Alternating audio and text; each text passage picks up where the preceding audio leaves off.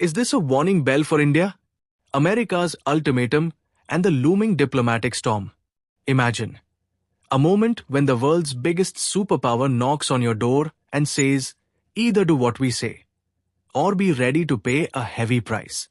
Imagine a time when not just bullets and missiles, but tariffs, sanctions, trade walls, and economic pressure become the biggest weapons. And now, these weapons are being pointed toward India. This is not an ordinary political statement. It is a direct warning, a ticking bomb. And if it explodes, its impact will not just be felt in Delhi, but across every corner of India's economy. The question is not just whether India should buy Russian oil or not. The real question is, where will India stand? In this grand geopolitical chessboard, will India become just another pawn? Or will it decide its own moves? US President Donald Trump's message is crystal clear. If India does not stop buying oil from Russia, tariffs on Indian goods will be increased. This is not just a threat. It is an economic warning, a geopolitical pressure tactic, and a psychological message. It is the declaration of a new era, where even friendship comes with conditions, support comes at a price, and partnerships last only as long as you play according to the global script. The world has changed. Dollar, energy, trade, and security are now deeply interconnected. And this is exactly the trap India is being pushed into. But the story gets even more alarming from here. Because America's ultimatum is not limited to oil. It is not limited to Russia. It is not even limited to trade. It is part of a broader pressure architecture, where first one sector is targeted, then another, and slowly, a nation's economic policy slips out of its own hands and lands under the control of global powers. The big question is India prepared for this? India's equation with Russian oil is not simple. It is not just about trade. It is strategy. Russian oil has now become a core pillar of India's energy security strategy. Cheap oil is like oxygen for the Indian economy. When global market prices shoot up, inflation rises, and the burden of fuel costs increases. Russian oil acts as a balancing factor for India. It helps stabilize petrol and diesel prices, protects refinery margins, and most importantly, reduces the financial burden on the common Indian citizen. So should India give up this advantage just out of fear of America's displeasure? Should India bow down simply because a superpower wants it to? The question is necessary. But the answer is not easy. Because the other side of the picture is even tougher. If tariffs rise, Indian exports will be hit badly. Already, between May and November, Indian exports to the US have seen a steep decline. If America increases tariffs, sectors ranging from textiles to engineering goods, jewelry to pharma, everything could suffer. Millions of jobs, billions of dollars in trade, and global credibility, all at stake. This is where diplomacy becomes the toughest challenge. On one side lies the benefit of Russian oil. On the other side stands the storm of US tariffs. On one side is energy security. On the other, export security. On one side stands Moscow's friendship. On the other, Washington's anger.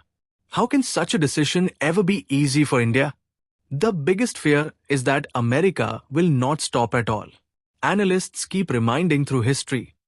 When a superpower starts economic coercion, it rarely stops at just one sector. If you bend, more demands come.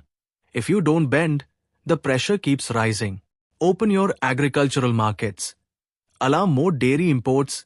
Change digital policies. Alter data governance.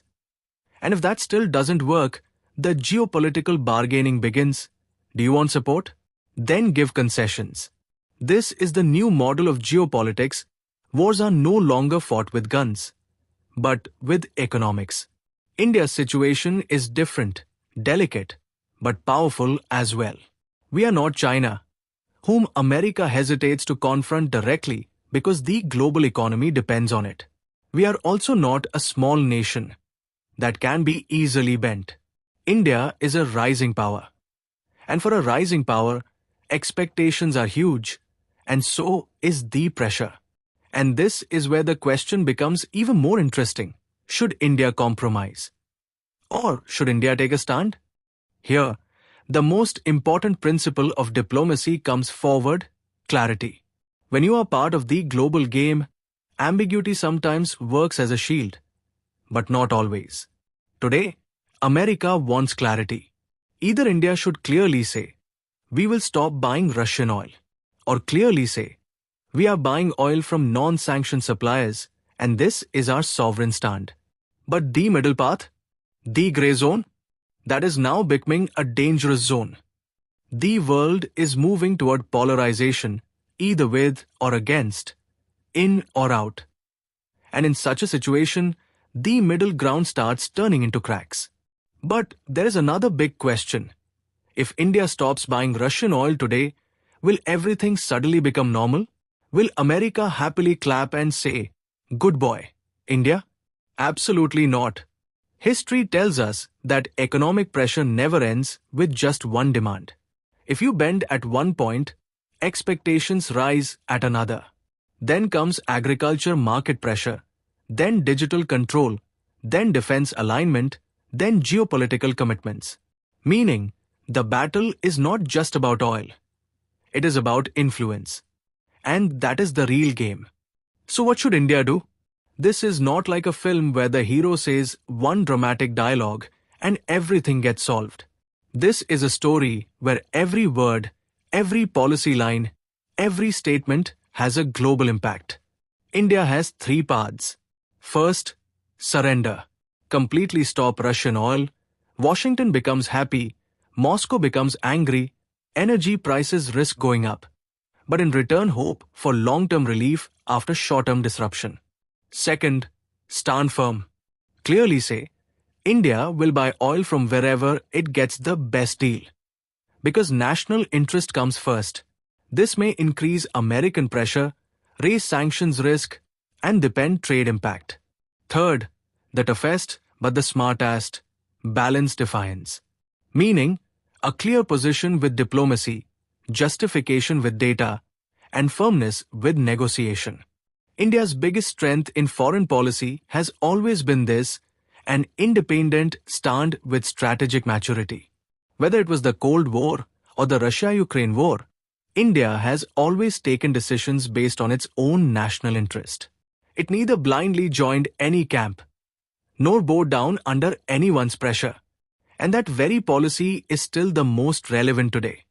But this time the stakes are bigger. The risks are higher. The timing is critical.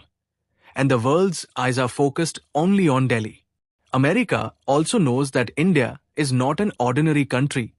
It is the global economic engine, Asia's strategic anchor, the central pillar of the Indo-Pacific. That is exactly why there's pressure. Because there is importance. But India must also understand one permanent rule of power politics. Those who bend once are forced to bend again. And those who stand firm eventually earn respect. But this firmness should not be emotional. It must be calculated, data-based, and internationally defensible. Here, the biggest strength lies in narrative. Today's world does not run only on weapons, but on perception. If India establishes the narrative that its energy decisions are in the interest of its people, for price stability, for economic stability, then global sympathy automatically builds up. If India shows that it is not breaking rules, but using legitimate legal space to protect its interests, then America's moral leverage weakens. And perhaps this will be the biggest battle of the coming days, a battle of economics, diplomacy, and perception. The 50-day ultimatum is not just a date. It is a countdown. A countdown to those decisions that will define the character of India's foreign policy and economy in the coming years. In this politics of friendship and pressure, India must understand one truth: support is never free. And the price of sovereignty is always paid with courage. If our video has taught you something new, do not forget to like and share this video so that this information can reach others as well. Your likes and shares are a source of inspiration for us. If you have any questions or suggestions, please let us know in the comments. It will be our honor to answer your questions and listen to suggestion. And yes, if you like our content, subscribe to the channel and press the bell icon so that you stay connected with every new story. Thank you. GRT Business YouTube channel sources, news from various news agencies, opinion polls and other public sources. We try to ensure that every report and summary is accurate and verified, but we are not responsible for any dispute or error. Our aim is only to provide you with accurate information.